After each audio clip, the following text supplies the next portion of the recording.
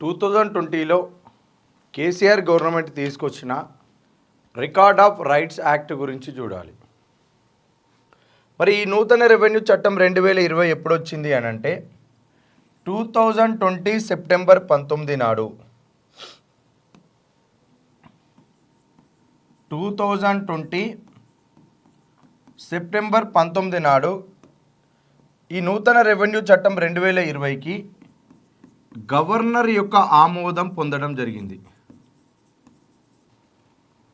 మరి ఈ ధరణి చట్టంలో, ఈ నూతన రెవెన్యూ చట్టంలో మొత్తంగా మనకి 18 సెక్షన్స్ ఉన్నాయి. ఎన్ని 18 సెక్షన్స్ ఇవ్వడం జరిగింది. మరి ఈ 18 సెక్షన్స్ ఒక్కొక్కటి క్లియర్గా చూడాలి. మరి సెక్షన్ 6 ఏం చెప్తుంది ఈ ధరణి చట్టంలో అంటే, సెక్షన్ 6 వారసత్వ భూములు.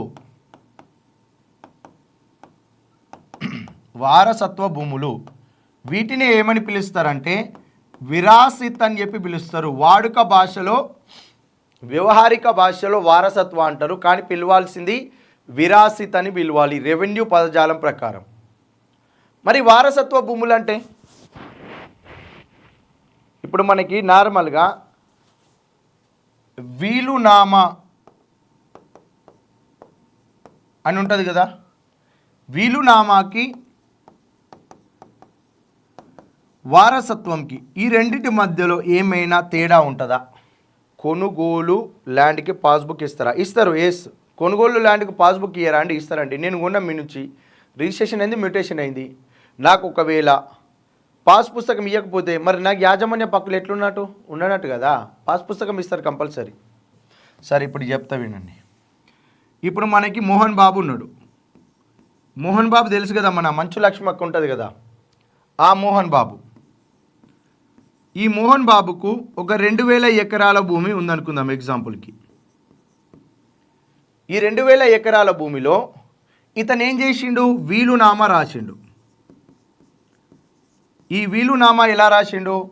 మంచు విష్ణువుకు ఒక 500 ఎకరాలు, మంచు మనోజ్కు ఒక 500 ఎకరాలు, మన లక్ష్మక్కకి ఒక 500 ఎకరాలు, మోహన్ బాబు తన భార్య పేరు మీద ఒక 200 ఎకరాలు, చారిటీ పేరు మీద ఏదైనా చిల్డ్రన్ వెల్ఫేర్కి సంబంధించి ఒక 300 ఎకరాలు, ఇలా వీలునామా రాసిండు. ఇలా వీలునామా రాసిండు. ఇది చెల్లుతుందా అండి వీలునామా? ఈ వీలునామా చెల్లుతుందా? ఇప్పుడు మోహన్ బాబు అంటే తెలుసు కదండి మీకు, హీరో మోహన్ బాబు.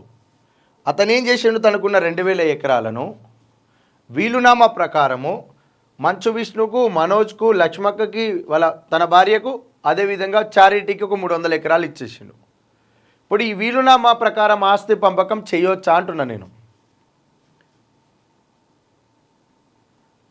ఈ వీలునామా ప్రకారము ఆస్తి పంపకం చేయొచ్చా?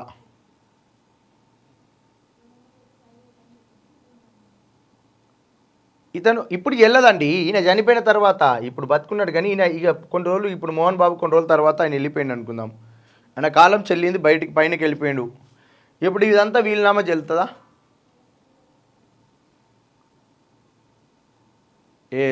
ఉషారాణి వాళ్ళు చెప్పింది కరెక్ట్. ఈ 2000 ఎకరాల్లో మోహన్ బాబు యొక్క తండ్రి ఆస్తి ఒక 500 ఎకరాలు ఉంటే ఈ 500 ఎకరాలకు ఇగో ఈ చారిటీ వాళ్ళు ఎలిజిబుల్ కారు. మోహన్ బాబు తండ్రి సంపాదించిన ఆస్తి మోహన్ బాబుకు వారసత్వంగా వచ్చింది. ఈ ఓన్లీ నువ్వు 1500 ఎకర్స్లోనే మోహన్ బాబు తను సంపాదించిన ఆస్తి. మోహన్ బాబుకు తన తండ్రి ఇచ్చింది 500 ఎకరాలు. ఈ 500 ఎకరాలకి ఇంకొక 1500 ఎకరాలను మోహన్ బాబు సంపాదించిండు. అప్పుడు మోహన్ బాబు ఏం చేయాలి? ఈ 1500 ఎకరాలకు మాత్రమే వీలునామా రాయాలి. ఈ 500 ఎకరాలు తన కుమారులకు మాత్రమే, కుమార్తెకు మాత్రమే చెల్లుతుంది. తన భార్య పిల్లలకు మాత్రమే చెల్లుతుంది.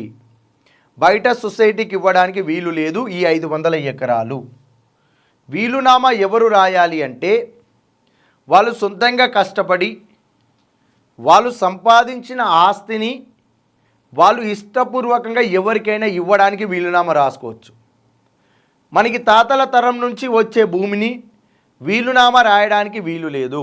తాత ఆస్తి మనకు, మన నుంచి కుమారులకు, కుమారుల నుంచి వాళ్ళ పిల్లలకు చెందేది వారసత్వ భూమి.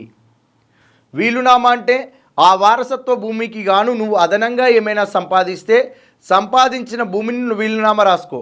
కానీ వారసత్వంగా వచ్చిన భూమి అది వారసత్వంగానే వెళ్ళిపోతూ ఉంటుంది. దాంట్లో నువ్వు బయట వాళ్ళకి ఇవ్వడానికి అవకాశము లేదు. మరి ఇక్కడ ఏమంటున్నాడు? ఓన్లీ వారసత్వ భూముల గురించి చెప్తున్నాడు. మరి ధరణి చట్టంలోని సెక్షన్ 6 ప్రకారము వారసత్వ భూమిలో ఇప్పుడు ఎగ్జాంపుల్కి మాట్లాడుకుంటే ఏ అనే పర్సన్ ఉన్నాడు. ఏ అనే పర్సన్కి 10 ఎకరాల ల్యాండ్ ఉంది. ఇతనికి మనకి మొత్తంగా 4 కుమారులు. సడన్గా ఏ అనే పర్సన్ ఏం చేసిండు? చనిపోయిండు. ఏ అనే వ్యక్తి సడన్గా చనిపోయిండు. చనిపోతే ఇతని పేరు మీద ఉన్న 10 ఎకరాలు ఈయన చనిపోగానే వాళ్ళ కుమారులు ఒక ఇద్దరేమో వాళ్ళ విలేజ్లో ఉంటారు, ఒక ఇద్దరేమో హైదరాబాద్లో ఉంటారు. 4 వచ్చిర్రు, ఆయనకు సంబంధించిన కార్యక్రమాలు చేసిర్రు. 10వ రోజు నాడు దశదిన కార్యక్రమం అంటారు, అది చేసిర్రు, అయిపోయింది. వెంటనే ఇప్పుడు ఏం ఆలోచిస్తారు వాళ్ళు? 10 ఎకరాలను మన పేరు మీదకి ఎక్కించుకోవాలి కదా, ఎక్కించుకోవాలి. ఇందులో మనకి పెద్దవాళ్ళందరూ విలేజ్లో ఉన్నారు, చిన్నోళ్ళు హైదరాబాద్లో ఉన్నారు. చిన్నోళ్ళు అంటే ఏం లేదు, వీళ్ళకి పెళ్ళైంది, వీళ్ళకి పెళ్ళైంది. మరి విలేజ్లో ఉన్న వాళ్ళు ఏం ఆలోచిస్తారు? వెంటనే హైదరాబాద్లో ఉన్న వాళ్ళకి ఎంతో కొంత వాళ్ళు సెటిల్ అయిపోయారు కదా, ఫస్ట్ మన నాన్న పేరు మీద ఉన్న ఆస్తి మన ఇద్దరి పేరు మీద ఎక్కించుకుందాం, తర్వాత రోజుల్లో వీళ్ళిద్దరికి చేద్దాంలే అని చెప్దాము అని చెప్పి వాళ్ళిద్దరు ప్లాన్ వేసుకుంటారు. ప్లాన్ వేసుకొని వీళ్ళు 4 కలిసి ఒక దగ్గర ఉన్నప్పుడు ఒక మాట మాట్లాడతారు. ఏమని? మన తండ్రి గారి పేరు మీద ఉన్న 10 ఎకరాలను మనం తలా ఇంత పంచుకోవాలి కదా. ఇప్పుడు ఆయన లేడు, ఫస్ట్ ఆయన పేరు మీద ఉన్న భూమి మేము ఇద్దరం విలేజ్లో ఉంటున్నాం కదా, మా పేరు మీదకి మేము ఎక్కించుకుంటాం. ఎక్కించుకున్న తర్వాత మా పేరు మీదకి ఎక్కించుకున్న తర్వాత మీకు ట్రాన్స్ఫర్ చేస్తాం, మీ పేరు మీద కూడా ఎక్కిస్తాం. ఫస్ట్ తలా 5 ఎకరాలు ఎక్కని, ఎందుకంటే ఈయన చనిపోయింది కదా, మళ్ళీ ఇబ్బంది కావద్దు మనకి. మా పేరు మీకు వచ్చిన వెంటనే మీకు 2.5 ఎకరాలు అందరికి ఈక్వల్గా 2.5 వచ్చేస్తే చేసుకుందామంటే ఈ హైదరాబాద్లో ఉన్న వాళ్ళు కూడా ఏం చేస్తారు? వాళ్ళతో ఉన్నప్పుడు సరేలే మీరు ఏదంటే అదే అంటారు. ఈ 4 కలిసి ఏం చేస్తారు? ఒక జాయింట్ అగ్రిమెంట్ రాసుకోవాలి, ఉమ్మడి పత్రం. ఎలా రాసుకోవాలి? మా తండ్రి పేరు మీద ఉన్న 10 ఎకరాల యొక్క భూమిని మా తండ్రి గారు చనిపోయినందుకు గాను మేము 4 కలిసి ఉమ్మడిగా ఒక షూరిటీ పేపర్ లాగా జాయింట్ అగ్రిమెంట్ మేము రాసి ఇస్తున్నాము. ఏమని అంటే మా 4 కుమారుల్లో ఇద్దరి పేరిట చెరి 5 ఎకరాలు ట్రాన్స్ఫర్ చేయడానికి 4 కలిసి అందరము ఒప్పంద పత్రం రాస్తున్నామని చెప్పి ఈ పేపర్లో రాసి 4 సంతకాలు పెడతారు. వీళ్ళు కూడా నమ్మిరు కదా, తెలియదు కదా, హైదరాబాద్ ఉంటారు, ప్రొసీజర్ తెలియక ఏం చేసిర్రు? సైన్ పెట్టిరు. వీళ్ళు ఏం చెప్తుంది ఇన్నర్ సైన్ పెట్టిరు. మరి ఈ పేపర్ తీసుకొని ఇద్దరు ఏడికి పోతారు? తహసీల్దార్ ఆఫీస్కి పోతారు. తహసీల్దార్ ఆఫీస్కి పోతే తహసీల్దార్ ఏం చేస్తాడు? ఆ పేపర్ని చదువుతాడు. చదివి ఇద్దరు వచ్చారు కదా, ఇద్దరు పేరు మీకి చెరో 5 ఎకరాలు ట్రాన్స్ఫర్ చేయడం జరుగుతుంది, బదిలీ చేస్తాడు. మరి బదిలీ చేసిన తర్వాత 1 సంవత్సరం అయింది, 2 సంవత్సరాలు అయింది, 3 సంవత్సరాలు అయింది. వీళ్ళు ఏం చేస్తారు? ల్యాండ్ ఎవరికైనా భూమి కావాలి కదా, వీళ్ళకి కాల్ చేస్తారు. చేసి మా పేరు మీద భూమి ఎక్కలేదు, ఇంకా ఎప్పుడు చేపిస్తారు అని అంటే, మీరు హైదరాబాద్కి 15 సంవత్సరాల కింద పోయిరు. ఇంటికాడ మన తండ్రిని ఎవరు చూసిరు? నేను ఇంకోటి ఇద్దరమే చూసినాం. ఆయనకు ఫుడ్ పెట్టింది మేమే, ఆయన అన్ని రకాల సేవలు చేసింది మేమే. మీరు హైదరాబాద్ పోయిన తర్వాత చూసి ఆ పేరెంట్లు మీరు చూడలే కదా, మీరు తండ్రిని చూడలే కదా, మీకు ఎందుకు భూమి అని చెప్పి మాటలు దాటిస్తారు. వీళ్ళ పేరు మీద 5 ఎకరాలు ఎక్కిందిగా, సెట్టిగా, ఇక వీళ్ళకి ఎక్కలేదు. వీళ్ళిద్దరి మధ్యలో ఏమైంది? వారసత్వ తగాదాలు స్టార్ట్ అయినాయి. అంటే ధరణి చట్టం ప్రకారం సెక్షన్ 6లో వారసత్వ భూములకు రిజిస్ట్రేషన్ చేసేటప్పుడు తండ్రి చనిపోతే వాళ్ళ కుమారుల్లో ఎవరైనా ఒక్కరు వచ్చినా చాలు, మొత్తం భూమి ఆయన పేరు మీద చేసుకోవచ్చు. మరి తహసీల్దారు ఆ ఒక్క పర్సన్ వచ్చినప్పుడు ఆ ఉమ్మడి పత్రం తీసుకొచ్చినప్పుడు అందులో 4 సైన్ పెట్టారు కదా, మరి 4ని పిలవండి అని చెప్పి విచారణ చేయడానికి ఎలాంటి కండిషన్ పెట్టలేదు. మరి విచారణ అనే అంశం లేనప్పుడు తహసీల్దార్ ఎందుకు చేస్తాడు? అరే ఉన్న కండిషన్ని చేయడానికి ఆగమాగం అయ్యేటోళ్ళు మన ఉద్యోగులు. ఆ విచారణ చెయ్యు అని లేదు కాబట్టి వాళ్ళు ఏం చేశారు, వచ్చిన వ్యక్తి పేపర్ చూసారు, ఓకే రైట్ ట్రాన్స్ఫర్ చేశారు. ట్రాన్స్ఫర్ చేసిన తర్వాత ఏం మంచిగా ఉందా, అన్నదమ్ముల మధ్యలో గొడవలు, ఈ వారసత్వ తగాదాలు విపరీతంగా రావడం జరిగింది. వారసత్వ భూములను ఎక్కించుకోవడానికి కండిషన్ ఉంది కానీ అందులో ఎలాంటి తగాదాలు లేకుండా, ఎలాంటి వివాదాలు లేకుండా మంచిగా అందరి పేరు మీద ఎక్కడానికి ఎలాంటి కండిషన్స్ పెట్టలేదు. ఇప్పుడు ఏమైంది, వీళ్ళిద్దరి మధ్యలో గొడవలు స్టార్ట్ అయినాయి, విలేజ్కి వస్తారు, పెద్ద మనుషులతో పంచాయతీ పెట్టిస్తారు, అది పెద్ద పెద్ద కేసులు అవుతుంది. ఈ ధరణి చట్టంలోని సెక్షన్ 6 ఈ వారసత్వ భూములను చూడండి, ఇది కూడా అతిపెద్ద లోపమే. ఎందుకు లోపం అంటే, ఇప్పుడు నీకు తహసీల్దార్ ఏదైతే అతనికి ఇచ్చిన జాయింట్ అగ్రిమెంట్ ఉందో దీని మీద 4 సైన్లు పెట్టారు కదా, ఇక్కడ తహసీల్దార్ కూర్చొని ఇక్కడ 4 కూర్చుండబెట్టుకొని ఆ జాయింట్ అగ్రిమెంట్ చదివేటప్పుడు నీకు ఓకే, నీకు ఓకే, నీకు ఓకే, నీకు ఓకే, 4 ఓకే రాసి ఒప్పుకుంటా. ఇప్పుడు వీళ్ళిద్దరి పేరు మీకు చెరి 5 ఎకరాలు చేసే బదులు మీకు అందరికి కలిపి 2.5 ఎకరాలు ఈ ధరణి చట్టం ప్రకారం అందరికి ఒకటేసారి రిజిస్ట్రేషన్ చేసేస్తాం, అందరికి ఒకటేసారి మ్యూటేషన్ చేసేస్తామని చెప్పి తహసీల్దారు వాళ్ళని విచారించి ఒక మాట చెప్పుంటే, వీళ్ళ అన్నదమ్ములు చెప్పింది ఏంది, ఫస్ట్ మేము చేసుకుంటాం, మీ పేరు మీద చేస్తాం. ఎందుకు ఇది వెంటనే ఎక్కదు, దానికోసం మేము ప్రొసీజర్ ఉంటుంది, ఆ ప్రొసీజర్ ప్రకారం మేము చేసుకున్న తర్వాత మీకు ఈజీగా చేసేస్తాం అంటారు. వీళ్ళు నమ్మిరు. మరి వీళ్ళు ఏదో చెప్పారు చూడు, అదే ఇక్కడ తహసీల్దార్ చెప్పి అందరికి ఈజీగా ఒకటేసారి రిజిస్ట్రేషన్ అవుతుంది, ఒకటేసారి రిజిస్ట్రేషన్ చేస్తాము, మీకు హక్కుల రికార్డులో మ్యూటేషన్ చేస్తాం. మీ నాన్న పేరు మీద ఉన్న 10 ఎకరాలను కాస్త ఒక్కొక్కరి పేరు మీదకి 2.5 ఎకరాలు మీకు రికార్డులోకి మేము నమోదు చేస్తాం, ఒకటే రోజు అయిపోతుంది. అంటే ఇప్పుడు 4 ఏమంటారు, ఇద్దరికి మండుతుంది మధ్యలోకి 5 ఎకరాలు కావాలనేటోళ్ళకి, కానీ తప్పదు కదా, తహసీల్దార్ ముందు అందరూ ఉన్నారు కదా, ఓకే అంటారు. 4కి తలా 2.5 ఎకరాలు ఎక్కిందనుకో కథం, ఎలాంటి గొడవైన ఉంటుందా, గొడవలు ఉండవు. ఇలా విచారణ చేసే హక్కు తహసీల్దార్కి మనకి ధరణి చట్టంలో ఇవ్వలేదు. కేవలం వారసత్వ భూముల రిజిస్ట్రేషన్ అన్నాడు కానీ అందులో ప్రొసీజర్లో ఎలాంటి ఇబ్బందులు ఉంటాయి అనే దాన్ని పసిగట్టలేదు, ఈ ప్రొసీజర్ మనకి ఇవ్వలేదు. ఇది కూడా అతిపెద్ద లోపమని మనకి భూభారతి చట్టంలో భాగంగా చెప్పారు. ధరణి చట్టంలో సెక్షన్ 6ను నువ్వు మార్క్ చేసి పెట్టుకో. ధరణి చట్టంలో సెక్షన్ 5 అక్కడ కొనుగోలు ద్వారా, బహుమతి ద్వారా మార్టిగేజ్ మాత్రమే ఇచ్చినాడు, ఇనాం ఇవ్వలే, అసైన్డ్ ఇవ్వలే, 38 ఇవ్వలే, సాదాబైనం ఇవ్వలే. అది మార్క్ చేసుకో, ఎందుకంటే వాటిని హైలైట్ చేసి భూభారతిలో భాగంగా ప్రత్యేకంగా వాటి గురించి మాట్లాడడం జరిగింది. అదేవిధంగా మనకి ఇప్పుడు సెక్షన్ 7 మనకి ధరణి చట్టం వచ్చే నాటికి కోర్టులో వివాదాల్లో ఉన్న భూమి ఉంటుంది. ఏంటిది, భూమి వివాదాలు, ల్యాండ్ డిస్ప్యూట్స్ ఉంటాయి కదా, దాని గురించి గొడవలు జరిగి కోర్టులో కేసు వేసిన వాళ్ళు ఉంటారు. అలా కోర్టులో జడ్జిమెంట్ వస్తుంది, సివిల్ కోర్టులో ఏమని, ఇప్పుడు 2 వ్యక్తులు ఉన్నారు, ఎస్ అనే వ్యక్తి ఉన్నాడు, పి అనే వ్యక్తి ఉన్నాడు. ఈ ఎస్ అనే వ్యక్తి 10 ఎకరాలు, ఈ పి అనే వ్యక్తి నాదని గొడవ పెట్టిండు, ఇద్దరు కోర్టులో కేసు వేసారు. ఆ సివిల్ కోర్టు జడ్జిమెంట్ ఇచ్చి ఎస్ అనే వ్యక్తిదే ఆ 10 ఎకరాలు అని చెప్పి జడ్జిమెంట్ ఇచ్చింది. ఇచ్చిన తర్వాత ఇలా మనకి కోర్టులో జడ్జిమెంట్ ద్వారా ఎవరికైతే ల్యాండ్ రిజిస్ట్రేషన్ చేయమని కోర్టు నీకు డైరెక్ట్ ఆర్డర్ కాపీ ఇచ్చిందనుకో, ఆ కోర్టు ఇచ్చిన ఆర్డర్ కాపీ ప్రకారము ధరణి చట్టంలోని సెక్షన్ 7 ఏంటిది, సెక్షన్ 7 ప్రకారము ఆ 10 ఎకరాల మీద తనే ఓనరు అని చెప్పి మనకు రిజిస్ట్రేషన్ చేయాలి, రికార్డులో కూడా మన పేరు మీదకి ల్యాండ్ ఎక్కియాలి. ఏంటిది, కోర్టు జడ్జిమెంట్ ద్వారా వచ్చిన అంశాలను. అంటే కోర్టు వివాదాల్లో ఉన్న ల్యాండ్కు కోర్టు తీర్పిచ్చి పలానా ఎస్ అనే పేరు మీద 10 ఎకరాలు ఉంది, అతనే దానికి యజమాని అని ఎప్పుడైతే జడ్జిమెంట్ ఇచ్చి జడ్జిమెంట్ కాపీ ఇస్తాడో ఆ కాపీ తీసుకొని వెళ్ళి నువ్వు ధరణి చట్టంలో ప్రకారం రిజిస్ట్రేషన్ చేసుకోవాలి అంటే సెక్షన్ 7 ప్రకారం రిజిస్ట్రేషన్ చేసుకోవాలి.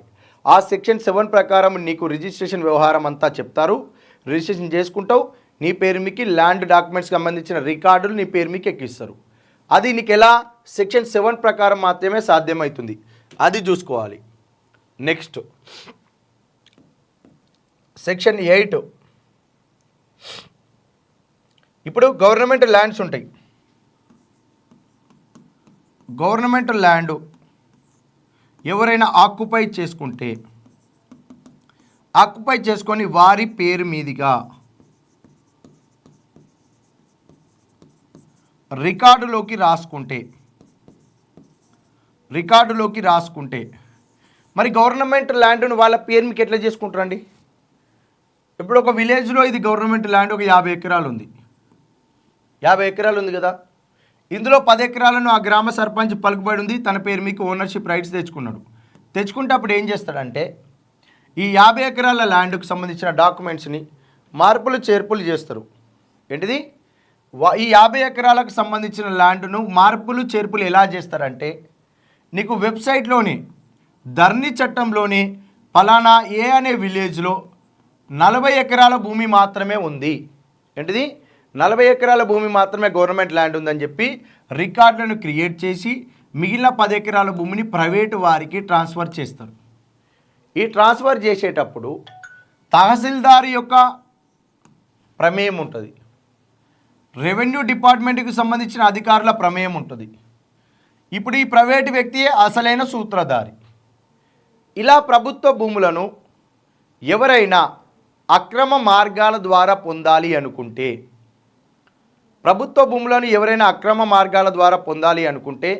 ఇప్పుడు ఎవరైనా అక్రమ మార్గాల ద్వారా పొందేరు, ఆ విలేజ్కి సంబంధించిన వ్యక్తి డైరెక్ట్గా ఒక అప్లికేషన్ పెట్టుకున్నాడు జిల్లా కలెక్టర్కు.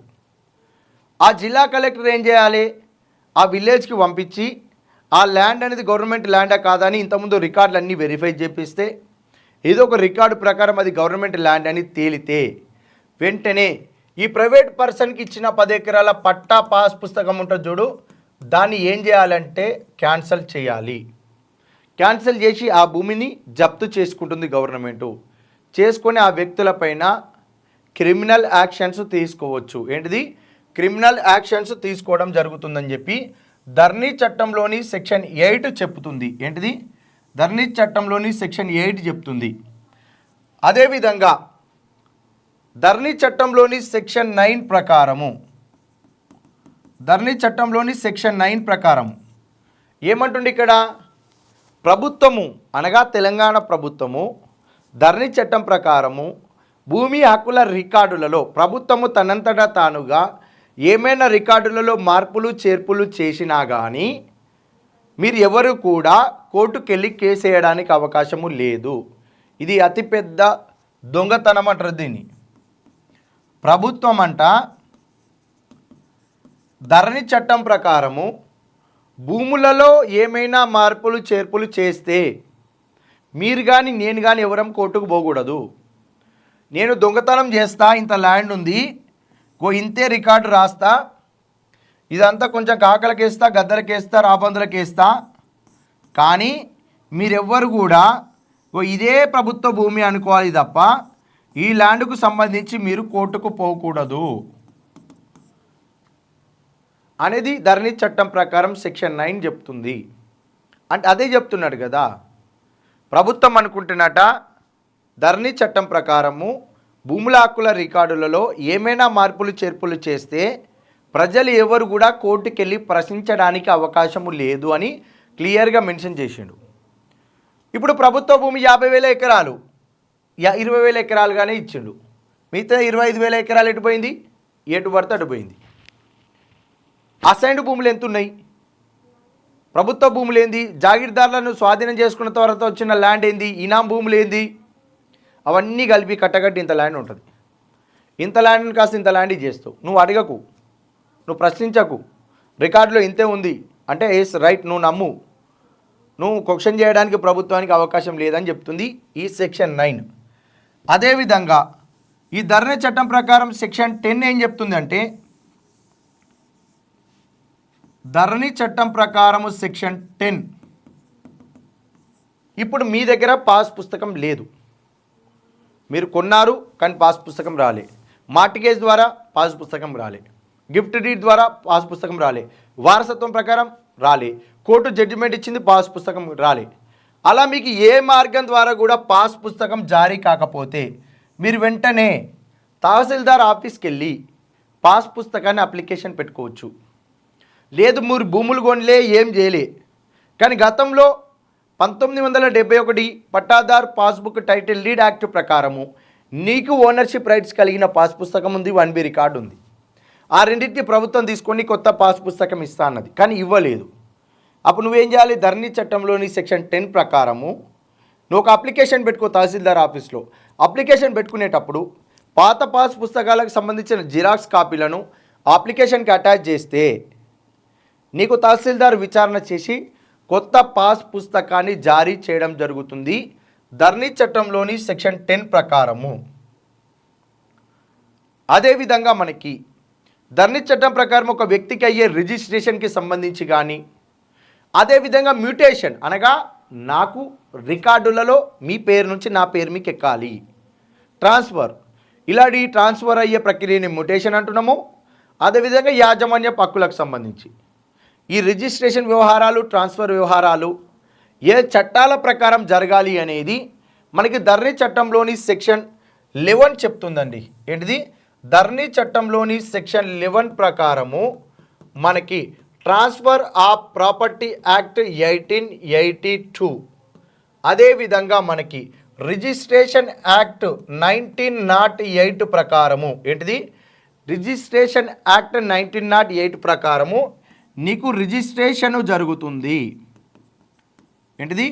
రిజిస్ట్రేషను జరుగుతుంది. అదేవిధంగా ట్రాన్స్ఫర్ ఆఫ్ ప్రాపర్టీ యాక్ట్ 1882 ప్రకారము నీ పేరు మీకు రికార్డులు ఎక్కుతాయి. దీనినే మ్యూటేషన్ జరుగుతుంది. ఏంటిది? మ్యూటేషన్ జరుగుతుంది. ఇవి రెండు కూడా చూసుకోవాలి. ఇలా నీకు ట్రాన్స్ఫర్ ఆఫ్ ప్రాపర్టీ యాక్ట్ 1882, అదేవిధంగా రిజిస్ట్రేషన్ యాక్ట్ 1908 ప్రకారము రిజిస్ట్రేషన్ జరిగి మ్యూటేషన్ జరిగితేనే నీకు కొత్త పాస్ పుస్తకం ఇస్తారు. అక్కడ నీకు తహసీల్దార్ ఆఫీస్లో రిజిస్ట్రేషన్ చేసేటప్పుడు ఇగో ఈ చట్టం ప్రకారమే రిజిస్ట్రేషన్ చేస్తున్నాము అని రాసి ఉండాలి. నీ పేరు మీకు హక్కుల రికార్డు మారుస్తున్నప్పుడు ఇగో ట్రాన్స్ఫర్ ఆఫ్ ప్రాపర్టీ యాక్ట్ ప్రకారమే మారుస్తున్నాము అని ఉండాలి. ఇలా నీకు రెండు చట్టాల ప్రకారము జరుగుతుంది అని అందులో మెన్షన్ చేసి ఉంటే వెంటనే నీకు పాస్ పుస్తకం ఇవ్వడం జరుగుతుంది. అంటే నీకు రిజిస్ట్రేషన్కి ఒక చట్టం ఉందని అర్థము, మ్యూటేషన్ చేయడానికి ఒక చట్టం ఉందని అర్థం. ఆ రెండు చట్టాలు ఏంటివి అనేది మనకి ధరణి చట్టంలోని సెక్షన్ 11 నీకు క్లియర్గా మెన్షన్ చేయడం జరిగింది. అదేవిధంగా ధరణి చట్టంలోని సెక్షన్ 12 ఏం చెప్తుంది అంటే, సెక్షన్ 12 మనకి ఇంతకుముందు 1971 Pattadar passbook title deed act ప్రకారము మన దగ్గర రెండు పాస్ పుస్తకాలు ఉంటే ఈ పాస్ పుస్తకాలను తీసుకెళ్ళి బ్యాంకులలో మనము తాకట్టు పెడితేనే బ్యాంకు షూరిటీగా ఈ పాస్ పుస్తకాలను తీసుకొని మనకి క్రాప్ లోన్ ఇచ్చేవాళ్ళు. ఎందుకు? నీ పాస్ పుస్తకాలు చూసి వెరిఫై చేసుకొని ఆ భూమికి యజమాని నువ్వా కాదా, రికార్డులో ఉందా లేదా అని చూసుకొని నీకు లోన్ ఇచ్చేవారు. మరి ఇప్పుడు మన రికార్డులు ఉన్నాయా? రికార్డులు లేవు. ఓన్లీ ఎలక్ట్రానిక్ పాస్ పుస్తకం ఇచ్చేది యాజమాన్య హక్కు. నీకు బ్యాంకు లోన్ ఎట్లా ఇస్తుందంటే నువ్వు యజమానివి అని చెప్పి ఒకటే చూసి ఇవ్వదు. నీ దగ్గర ఉన్న రికార్డులలో ఎంత భూమి ఉందో ఆ భూమికి తగ్గట్టు నీ క్రాప్ లోన్ ఇస్తుంది. క్రాప్ లోన్ ఇవ్వడానికి ప్రధానంగా వాళ్ళు తీసుకునే అంశం ఏంటిది? ఇగో రికార్డు. ఈ రికార్డు ఇప్పుడు మన కాడ ఉందా? లేదు. ఎక్కడుంది? ఆన్లైన్లో ఉంది. ఆన్లైన్ అంటే ఎక్కడుంది? ధరణి పోర్టల్లో ఉంది. మరి ఈ ధరణి పోర్టల్కి సంబంధించిన యాక్సెస్ అనేది బ్యాంకుల దగ్గర కూడా ఉంటుంది. ఇప్పుడు క్రాప్ లోన్ తీసుకునేటప్పుడు నేను వెళ్ళిన బ్యాంకుకి, వెళ్ళిన వెంటనే నా పాస్ పుస్తకాన్ని నేను చూపించిన. పాస్ పుస్తకంలో 1084/32 అనే సర్వే నెంబర్ ఉంది. వాళ్ళు ఏం చేస్తారు? ధరణి పోర్టల్ ప్రకారం వాళ్ళకి ఇచ్చిన యాక్సెస్ ప్రకారం 1084/32 అని క్లిక్ చేస్తారు. వెంటనే రికార్డులలో నా భూమి వివరాలు వస్తాయి. నా భూమి వివరాలు రికార్డులో చూసుకుంటారు. ఎస్ రైట్ ఉన్నది కాబట్టి ప్రభుత్వము ఇతనికి లోన్ ఇవ్వమన్నది కదా అని మనకి క్రాప్ లోన్ ఇస్తారు. ఈ యాజమాన్య హక్కు పాస్ పుస్తకాన్ని కూడా తీసుకోరు బ్యాంక్ వాళ్ళు. ఒకప్పుడు ఇవి రెండెందుకు తీసుకున్నారు అంటే ఇతని పేరు మీద రికార్డులు ఉన్నాయా లేదా, మరి ఇతనికి మళ్ళీ తిరిగి పాస్ పుస్తకం ఇస్తే ఆ రికార్డులను వేరేటోనికి అమ్మిండి అనుకో, ఆ పుస్తకం తీసుకుపోయి వెంటనే అది అమ్మేస్తే ఆ బుక్లు ఆయన దగ్గర ఉండవు. కాబట్టి షూరిటీగా ఇతని దగ్గరనే పెట్టుకునేటోళ్ళు. ఇక్కడ రికార్డులో ఉంది కదా, లోన్ ఇచ్చేస్తాడు వెంటనే. నువ్వు వెళ్ళి రిజిస్ట్రేషన్ చేసుకుంటా అనుకున్నావు అనుకో దొంగతనంగా, నువ్వు రిజిస్ట్రేషన్ చేసేటప్పుడు తహసీల్దార్ ఆఫీస్లో సిస్టమ్ మీద కూర్చుని ఆయన ఏం చేస్తాడు? నీ పేరు మీద ఇక్కడ క్రాప్ లోన్ తీసుకున్న కదా 1,00,000 రూపాయలు, ఈ 1,00,000 రూపాయలు కట్టిరాపో, అప్పుడు రిజిస్ట్రేషన్ చేస్తా అంటాడు. ఇప్పుడు ధరణి చట్టం ప్రకారం ఇక్కడ మార్గం లేదు కదా. ఇప్పుడు ఈ 2 పాస్ పుస్తకాలను తీసుకొని రిజిస్ట్రేషన్ ఆఫీస్కి పోతే డైరెక్ట్గా మళ్ళీ మాన్యువల్గానే రిజిస్ట్రేషన్ చేసేటోళ్ళు. నీ పేరు మీద క్రాప్ లోన్ ఉందా, ఈ లోన్ ఉందా, ఆ లోన్ ఉందా, అప్పుడు చెక్ చేయడానికి లేదు కదా. లేదు కాబట్టే బ్యాంకు వాళ్ళు భద్రంగా ఈ 2 పాస్ పుస్తకాలను వాళ్ళ దగ్గర పెట్టుకునే మనకు లోన్ ఇచ్చినారు. ఇప్పుడు నీకు ఈ రికార్డుల పాస్ పుస్తకం లేదు, ఇది లేకపోయింది కదా, వెబ్సైట్లో ఉంది. వెబ్సైట్ ప్రకారం నీకు క్రాప్ లోన్ ఇచ్చిర్రు. ఈ పాస్ పుస్తకం తీసుకపో, ఓనర్షిప్ పాస్ పుస్తకం వద్దు మా దగ్గర అన్నారు. తీసుకెళ్ళిన తర్వాత నువ్వేం చేసినావు, క్రాప్ లోన్ మంచిగానే తీసుకున్నావు. తీసుకొని నీ ల్యాండ్ని ఏం చేసినావు, వేరేటోళ్ళకి అమ్మినావు. వేరేటోళ్ళకి అమ్మేటప్పుడు తహసీల్దార్ ఆఫీస్లో నీ యొక్క ల్యాండ్ మీద లోన్ ఉందా లేదా ఫస్ట్ చెక్ చేస్తారు. చెక్ చేస్తే నువ్వు క్రాప్ లోన్ ₹1,00,000 తీసుకున్నావు కదా, ఫస్ట్ ఈ ₹1,00,000 కట్టి రిజిస్ట్రేషన్ చేసుకో అంటారు. అప్పుడు ఏమవుతుంది, వెంటనే అతను పోయి ఏ బ్యాంకులో అయితే 1,00,000 తీసుకున్నాడో ఆ బ్యాంకుకు కట్టేస్తాడు. దీనివల్ల బ్యాంకుకి ఏమైనా లాస్ ఉందా, లాస్ లేదు. ఈ ప్రొసీజర్ ఉంది కాబట్టి బ్యాంకులు మన షూరిటీగా పాస్ పుస్తకాలు తీసుకోవట్లేదు. జస్ట్ చెక్ చేసుకుంటే సైట్లో సర్వే నెంబర్ కొట్టి లోన్ అప్రూవల్ చేస్తుంది. ఈ ప్రొసీజర్ అంతా కూడా మనకి ధరణి చట్టంలోని సెక్షన్ 12లో పొందుపరిచారు. ఏంటిది, సెక్షన్ 12లో పొందుపరచడం జరిగింది. ధరణి చట్టంలోని సెక్షన్ 12 వరకు ప్రతి అంశం కూడా మనకి ఇంపార్టెంటే. సెక్షన్ 13, 14, 15, 16, 17, 18 మనం చదువుకుంటే సరిపోతుంది, కానీ 12 వరకే కంపల్సరీగా మనకి ఇంపార్టెంట్ అంశాలు ఇవి.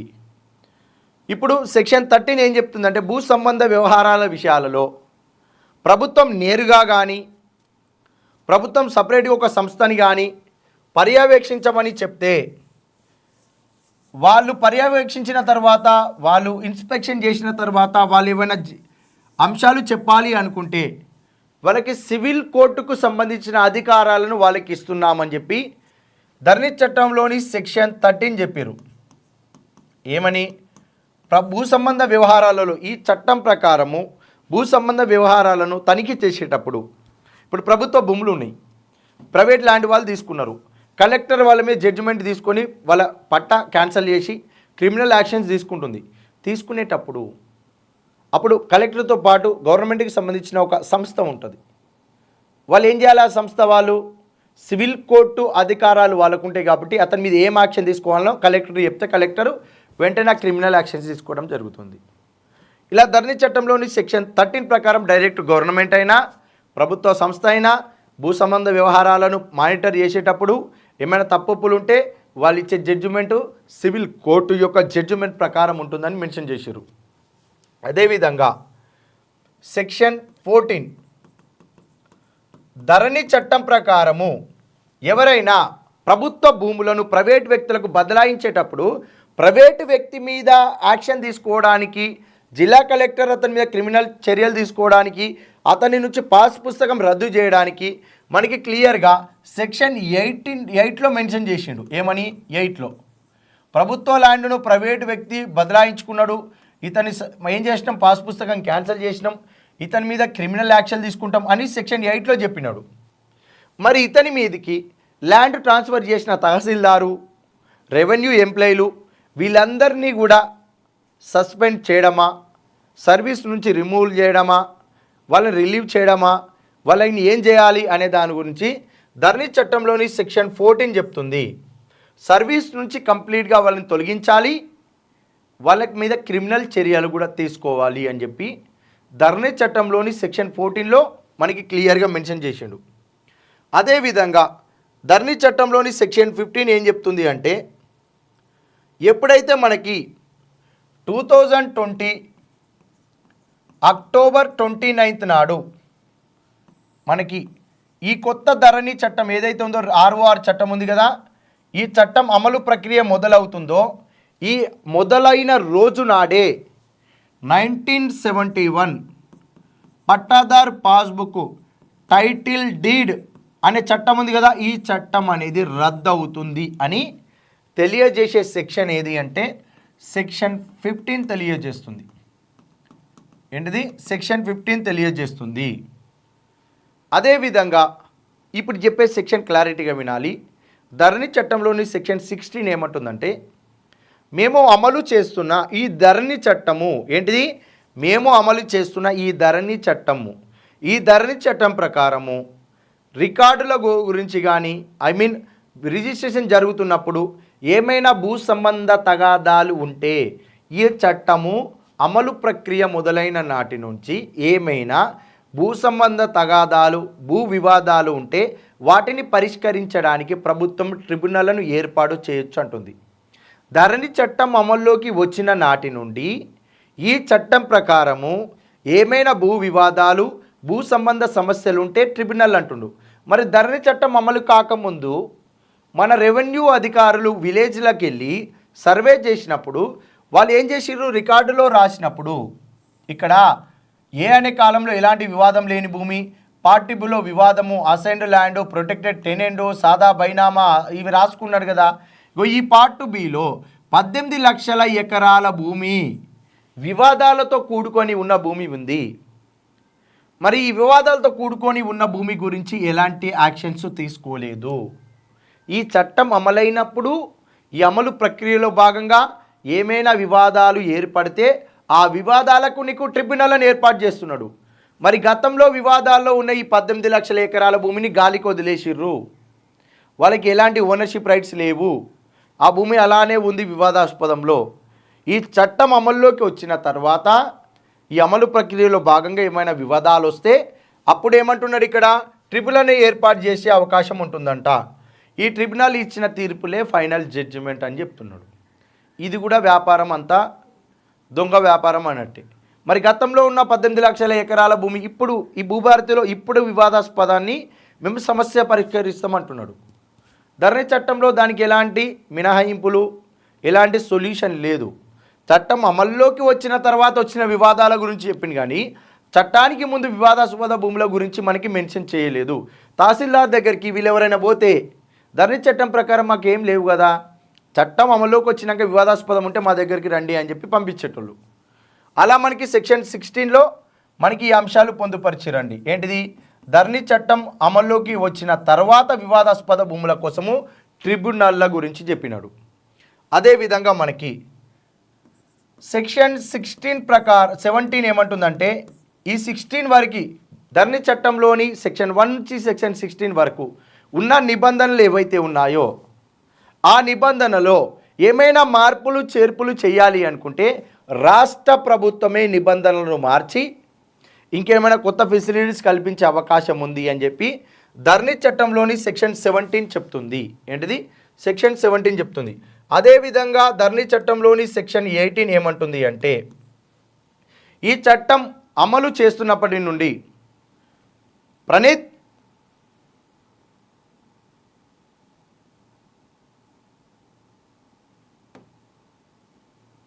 ఈ చట్టం అమల్లోకి వచ్చిన నాటి నుండి గతంలో ఏమైనా చట్టాలు ఈ చట్టానికి విరోధకంగా అడ్డుగా ఉంటే ఆ చట్టాలను తొలగించడమా, ఈ చట్టాన్ని సవరణ చేయడమా అనేది మనకి ధరణి చట్టంలోని సెక్షన్ 18 అనేది క్లియర్గా చెప్తుంది. మేము ధరణి చట్టాన్ని ఇంప్లిమెంట్ చేస్తున్నాము, గతంలో ఏమైనా చట్టాలు ఈ చట్టానికి విరోధకంగా ఉన్నాయి, నిరోధకంగా ఉన్నాయి, అడ్డుపడుతున్నాయి అంటే ఆ చట్టాలను కూడా తొలగించే అవకాశము రాష్ట్ర ప్రభుత్వానికి ఉందని చెప్పి ధరణి చట్టంలోని సెక్షన్ 18 అనేది మనకి క్లియర్గా మెన్షన్ చేయడం జరుగుతుంది. మరి ఈ ధరణి చట్టం ప్రకారము ఇంతసేపు చూశారు కదా, ఎక్కడైనా 18 సెక్షన్లలో మీ పేరు మీద ఉన్న భూమి ఒక 10 ఎకరాలు ఉంది, మీకు ఒక 1971 పట్టదార్ పాస్బుక్ చట్టం ప్రకారం 10 ఎకరాల భూమి మీకు ధరణి వెబ్సైట్లో 8 ఎకరాలని ఎక్కింది అంటే నీ రికార్డులు ఏమైపోయినాయి, అక్కడ తప్పుగా వచ్చింది నీ రికార్డు. నీ పేరు సతీష్ ఉంటే ముఖేష్ అని పడింది, మల్లయ్య ఉంటే పుల్లయ్య అని పడింది. రికార్డులో నీ పేరు పుల్లయ్య అని ఉంది, 10 ఎకరాలు ఉంటే 8 ఎకరాలు అని వచ్చింది. ఈ 18 సెక్షన్లలో ఎక్కడైనా ఒక రైతు యొక్క రికార్డులలో తప్పొప్పులు ఉంటే ఆ తప్పులను సవరించడానికి ఈ సెక్షన్ ఉంది అని మెన్షన్ చేసిర్రా. అలా మనకి ఎంతో వేల మంది భూమి ఏం చేసిర్రంటే పాస్ పుస్తకాల నుంచి ప్రభుత్వ ఉద్యోగులు వాళ్ళు రిజిస్టర్లో రాసుకునేటప్పుడు ఆ రిజిస్టర్లో రాసిందే ధరణి వెబ్సైట్లో పొందుపరిచారు కదా. ఇప్పుడు ఎగ్జాంపుల్కి మాట్లాడితే ఒక ప్రభుత్వ ఉద్యోగి ఉన్నాడు, ఒక గ్రామానికి వెళ్ళి రికార్డు రాసేటప్పుడు ఆ 4 ఉన్నారు ఇంట్లో, ఒక ఈ ఫ్యామిలీకి వెళ్ళి 4 ఉన్నారు, ఒక 15 ఎకరాల భూమి ఉంది, వాళ్ళ వివరాలు రిజిస్టర్లో రాసేటప్పుడు వెంటనే ఆ ప్రభుత్వ ఉద్యోగి ఇంటి నుంచి ఫోన్ వస్తుంది. వాళ్ళ మేడం కానీ ఆయనకు ఫోన్ చేసి పొద్దున వెళ్ళేటప్పుడు నువ్వు నాకు బాగా చెప్పి పోలేదు, నువ్వు ఇంటికి రా నీ సంగతి చెప్తాను ఆయనతో ఫోన్లో అన్నదనుకో, ఆ ప్రభుత్వ ఉద్యోగి ప్యానిక్ అవుతాడు, టెన్షన్ అవుతాడు. నువ్వు ఇంటికి రా, నీకు లొల్లి పెడతా, మా ఇంట్లో పిలిపించినాం, మా తమ్ముడు వచ్చినాడు, అందరం కలిసి నేను కొడతాం ఇట్లా అట్లా అని అంటే అంత ప్రభుత్వ ఉద్యోగి ఆగమాగమై ఆ 15 ఎకరాలు కాస్త 12 ఎకరాలు రిజిస్టర్లు రాసుకొని పోతాడు. కొంతమంది ప్రభుత్వ ఉద్యోగులు పని ఎక్కువైపోయింది, ఒత్తిడి ఎక్కువైపోయింది, 100 రోజుల్లోనే పని పూర్తి చేయాలన్నారు కాబట్టి ఆగమాగం రాస్తారు రిజిస్టర్లు వివరాలు. అలా రైతుల వివరాలను చాలామంది ఏం చేశారు, 10ని కాస్త 5, 5ని కాస్త 10, 8 కాస్త 11, 11 కాస్త 13 రికార్డులలో వివరాలన్నీ తప్పులు రాసుకున్నారు. అవన్నీ వెబ్సైట్లో ఎక్కేసినాయి. మరి ఎక్కిన తర్వాత నీకు ఒక పాస్ పుస్తకం ఇచ్చినాడు కదా, పాస్ పుస్తకంలో ఏముంటుంది, నీ పేరు సతీష్ అని ఉంటుంది, 13 ఎకరాల భూమి అని ఉంటుంది. కానీ నీకు రికార్డులో 8 ఎకరాలని ఉంటుంది. నువ్వు భూమి కొనేటప్పుడు నువ్వు పాస్ పుస్తకాన్ని చూపించి అమ్మే వ్యక్తికి, నువ్వు ఎవరికైతే అమ్ముతున్నావు ఆయనకి పాస్ పుస్తకాన్ని చూపించి 13 ఎకరాలు అంటే కొనడు. నీ రికార్డులో 13 ఎకరాలు ఉంటేనే ఆ 13 ఎకరాలు ఆయన పేరు మీదకి ఎక్కుతుంది. ఆయన పేరు మీదకి ఎక్కితేనే అప్పుడు ఆయన ఓనర్షిప్ వచ్చినట్టు ఆయనకి. పాస్ పుస్తకం ఎందుకు ఇస్తుంది అంటే ప్రభుత్వము, ఆ భూమి మీద నువ్వు ఒక హక్కుదారుడు అంతే అని నీ ముఖం చూపించి ఆడ పెడుతుంది అంతే. నీకు రికార్డులలో ఎంతైతే ఉంటుందో వాల్యూ, రికార్డులో ఎన్ని ఎకరాలు ఉంటుందో అప్పుడు నువ్వు అసలైన హక్కుదారుడు అవుతావు.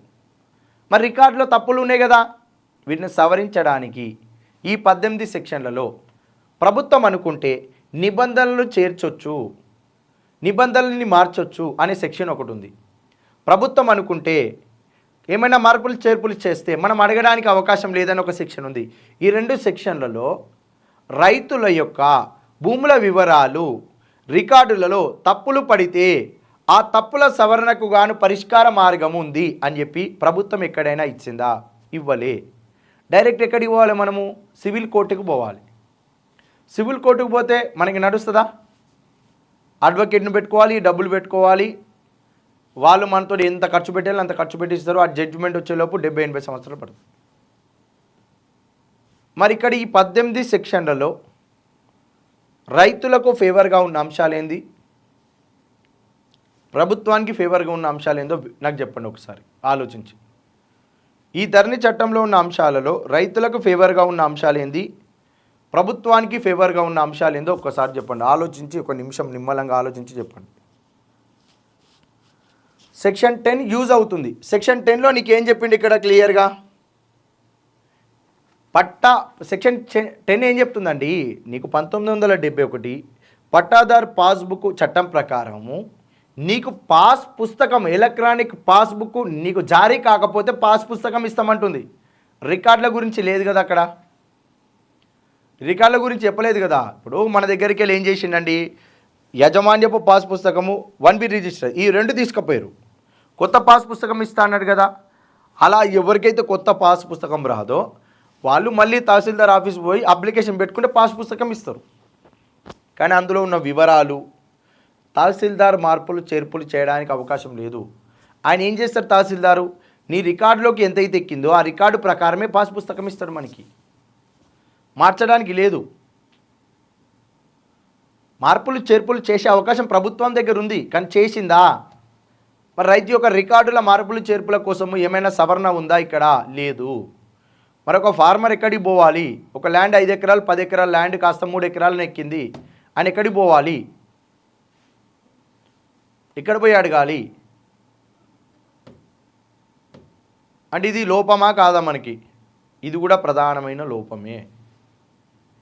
ఎందుకు రికార్డుల సవరణకు తహసీల్దార్కి కానీ ఆర్డీఓకి కానీ జిల్లా కలెక్టర్కి ఎందుకు అధికారాలు ఇవ్వలేదు చెప్పండి. ఇప్పుడు మనం సాధారణంగా మాట్లాడుకుందాం, ఇప్పుడు న్యాచురల్గా తెలుసుకోవడానికి మాట్లాడుతున్నాం. ఇప్పుడు నీకు ఒక తహసీల్దార్కి ఆర్డీఓకి జిల్లా కలెక్టర్కి రికార్డుల సవరణలో ఒక ల్యాండ్ ఒకరి పేరు మీద ఒకరి పేరు మీకు మళ్ళీ మార్చడానికి తప్పుల సవరణకి ఎందుకు అవకాశం ఇవ్వలే?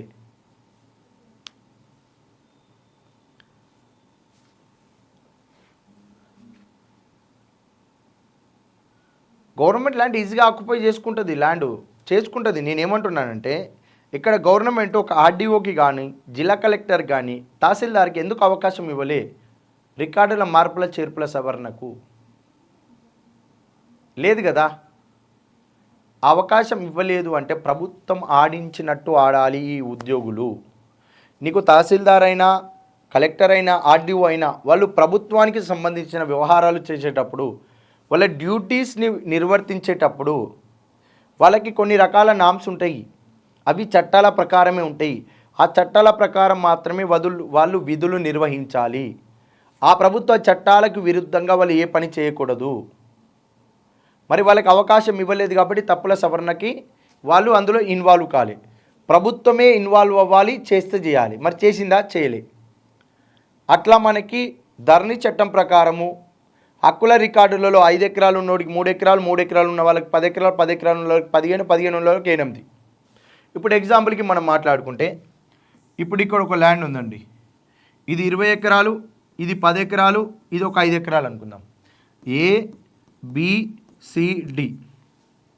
ఇతని పేరు మీద 20 ఎకరాలు ఉండాలి, ఇతని పేరు మీద 10 ఉండాలి, ఇతని పేరు మీద 15 ఉండాలి, ఇతని పేరు మీద 5 ఎకరాలు ఉండాలి. ఇప్పుడు ప్రభుత్వ ఉద్యోగులు వచ్చి రిజిస్టర్లో రాసుకున్నప్పుడు ఏం చేశారు? 20 ఎకరాల మీద డి అనే పర్సన్కి ఉండాలి కదా, కానీ సి అనే పర్సన్ మీద 20 ఎకరాలను రాశాడు. ఈ సి అనే వ్యక్తికి 20 ఎకరాలని ఉంది రికార్డులో. మరి డి అనే వ్యక్తికి ఎంత? 10 ఎకరాలని వచ్చింది రికార్డులో. వీళ్ళిద్దరు లొల్లి పెట్టుకోకుండా అంత లొల్లి పెట్టుకుంటారు. ఇక రోజు గొడవనే జరుగుతుంది ఇక వీళ్ళిద్దరి మధ్యలో. ఎందుకంటే నా రికార్డులో 20 ఎకరాలు ఉంది, ఇది నాదే భూమి. అరే బాబు, ఇది నేనే ఉంచుకుంటే వంశపారంపర్యంగా వచ్చింది, ఇది నాది అని వీళ్ళు గొడవ పెట్టుకుంటారు. బి అనే పర్సన్ పేరు మీద ఉన్న భూమి ఏ అనే వ్యక్తికి, ఏ అనే పర్సన్ పేరు మీద ఉన్న భూమి బి అనే వ్యక్తికి ఎక్కింది. వీళ్ళిద్దరు కూడా పంచాయతీ పెట్టుకుంటారు. ఇగో ఈ పంచాయతీలే అవుతున్నాయి మన దగ్గర. ఇప్పుడు ఈ పంచాయతీలే మనకి ఇప్పుడు డాక్యుమెంట్ ప్రకారం ఉన్న వివరాలను చూసే కదా ఓనర్షిప్ రైట్స్ ఇస్తున్నారు. ఈ లొల్లిలే మనకు అవుతున్నాయి బాగా. గవర్నమెంట్ చేసిన తప్పిదాలు, గవర్నమెంట్ ఎక్కడైతే ల్యాండు, నేను ఒక మాట చెప్పినానండి. మీరు విలేజ్ ప్రాంత వ్యక్తులైతే మామూలుగా అబ్జర్వ్ చేస్తే మీ చిన్నప్పటి నుంచి చూడండి, మీ విలేజ్లో దాదాపు ఒక 200 కుటుంబాలు ఉంటే ఈ 200 కుటుంబాలలో ప్రతి కుటుంబానికి ఒక ఎకరం భూమి అయినా ఉంటుంది, మినిమంగా ఉంటుంది. మరి ఈ 200 కుటుంబాలకి ఈ గ్రామంలో వ్యవసాయ భూముల క్షేత్రాలు ఎక్కడెక్కడ ఉన్నాయో మీరు ఒకసారి అబ్జర్వ్ చేస్తే ఇక్కడ కొత్తగా ఎవడు భూస్వామి కాలే. గదే పాత వాళ్ళం అందరం ఉన్నాం. మన పేరు మీద ఉన్న భూములే. ఒకరి పేరు మీద 5 ఉంటే తర్వాత ఒక ఎకరం అమ్మడమా, 4 ఎకరాలు, 3 ఎకరాలు మన వరకే ఉన్నాయి భూములు. గత 50 సంవత్సరాల నుంచి చూడు. పక్క విలేజ్లో కూడా ఇదే సిస్టమ్ ఉంటుంది. ఆ తర్వాత విలేజ్లో ఇదే సిస్టమ్, ఆ తర్వాత విలేజ్లో ఇదే సిస్టమ్. తెలంగాణలో 12,769 గ్రామ పంచాయతీలు ఉన్నాయి, 10,954 రెవెన్యూ విలేజెస్ ఉన్నాయి. మరి ఈ రెవెన్యూ విలేజెస్లో ప్రతి గ్రామంలో కూడా ఇదే సిస్టమ్ ఉంటుంది కదా. మరి ఈ గ్రామంలో ఎమ్మెల్యేకి సంబంధించిన ల్యాండ్ ఉందా? ఈ గ్రామంలో ఉందా? ఈ గ్రామంలో ఉందా? ఈ గ్రామంలో ఉందా? లేదు. ఎక్కడ ఉంటుందండి? నువ్వు ఈ గ్రామం నుంచి ఈ గ్రామానికి వెళ్ళేటప్పుడు ఇక మధ్యలో ఈ దారి ఉంటుందా? ఈ దారిలో ప్రభుత్వ భూమి 7 ఉంది. ఈ ప్రభుత్వ భూమిలో ఇది ప్రభుత్వ భూమిగా మనకి ధరణి వెబ్సైట్లో ఉంటే ఇదంతా కాకుల గద్దల పాలైపోయింది. ఈ గద్దల పాలైందే వాళ్ళకి 100 ఎకరాలు ఇదే భూమి అయింది. ఇక్కడికి విలేజ్కి వస్తావా? ఇక్కడ సేమ్ సిస్టమ్ ఉంది, ఇక్కడ సేమ్ సిస్టమ్ ఉంది. ఈ మార్గం మధ్యలో గవర్నమెంట్ ల్యాండ్ ఉంది. ధరణిలో ఇదే ఎక్కింది. ఇదంతా కాకుల గద్దల పాలైంది. ఇక్కడికి వచ్చినావా? ఇది విలేజ్. ఈ విలేజ్ నుంచి ఇక్కడ వరకు విలేజ్ భూములే ఉంటాయి, ఇక్కడ వరకు విలేజ్ భూములే ఉంటాయి. మధ్యలో ప్రాంతంలో ఎక్కడో దగ్గర గవర్నమెంట్ ల్యాండ్ ఉంటుందా? అందులో ఇక్కడ వరకే ధరణిలో పొందుతుంది. ఇదంతా మళ్ళీ కాకుల గద్దల పాలవుతుంది. ఇక్కడ ఉంటే వాళ్ళ భూములు 100,000 ఎకరాలు. ఏడికెళ్ళి వచ్చినాయి 100,000 ఎకరాలు? మరి నీ విలేజ్కి వచ్చి కొనకపాయ, నా విలేజ్కి వచ్చి కొనకపాయ, ఎక్కడ కొనకపాయ? మన విలేజ్లో అందరి ల్యాండ్లు అలానే ఉన్నాయి కదా. మరి ఒక్కొక్కటి పేరు మీద 1000 ఎకరాలు ఎక్కడికి వెళ్ళి వస్తుందండి భూమి? ఇట్లనే వస్తుంది. ఇప్పుడు భూదాన్ భూములను పంచాయతీ చేస్తున్నారు కదా, ఏడ దొరకలేదు కాబట్టి భూదాన్ భూములు ఈడున్నాయి. రిజిస్ట్రేషన్ కాలేదు కదా వాళ్ళకి. కొత్త డాక్యుమెంట్స్ క్రియేట్ చేస్తారు. ఈ భూములను వాళ్ళు ఎలగొట్టిరు, వాళ్ళ పేరు మీద ఇప్పుడు ఏం చేస్తారు? భూదాన్ ల్యాండ్ ఉంచారు. ఇప్పుడు ఆ ల్యాండ్ను ఎవరో ఒకరి పేరు మీకి ఓనర్షిప్ రైట్స్ వచ్చేలాగా రికార్డులను క్రియేట్ చేస్తారు వాళ్ళ పేరు మీకి. ఇట్లా వచ్చినాయి భూములు. నువ్వు ఇప్పుడు ఎగ్జాంపుల్కి ఆదిలాబాద్ నుంచి హైదరాబాద్ వస్తున్నావు. ఈ హైవే వెంట ఎన్ని సర్వే కాస్ట్ భూములు లేవు, ఎన్ని జాగిర్ల భూములు లేవు. ఈ భూములలో డైరెక్ట్ గతంలో రికార్డులను మార్చి చేసి ఇప్పుడు ఇది ఉందా, ఇక్కడిదే ధరణి. ఇదంతా భూమి ఎటుపోయింది? తీసుకుపోయారు. అట్లొచ్చిన భూములు అండి వాళ్ళకి. మరి ఇదంతా సిస్టమ్ అనేది నీకు రికార్డులో మార్పులు చేర్పులు చేసే శక్తి తహసీల్దార్లకు, కలెక్టర్లకు, వీళ్ళకి ఇచ్చినాం అనుకో, ఆగం కాదు వ్యవస్థ, బయటపడుతుంది కదా. మరి దీనివల్ల ఎవరు నష్టపోతున్నారండి? రైతు నష్టపోతలేడా? రైతు నష్టపోతుండు. ఇవన్నీ విషయాలు ఎప్పుడు బయటకు వచ్చినాయి అంటే, ఈ ధరణి చట్టం పైన కాంగ్రెస్ ప్రభుత్వం అధికారంలోకి వచ్చిన తర్వాత ధరణిని అధ్యయనం చేయడానికి ఒక కమిటీని ఏర్పాటు చేసింది. ఆ కమిటీ చైర్మన్ ఎవరంటే కోదండరెడ్డి.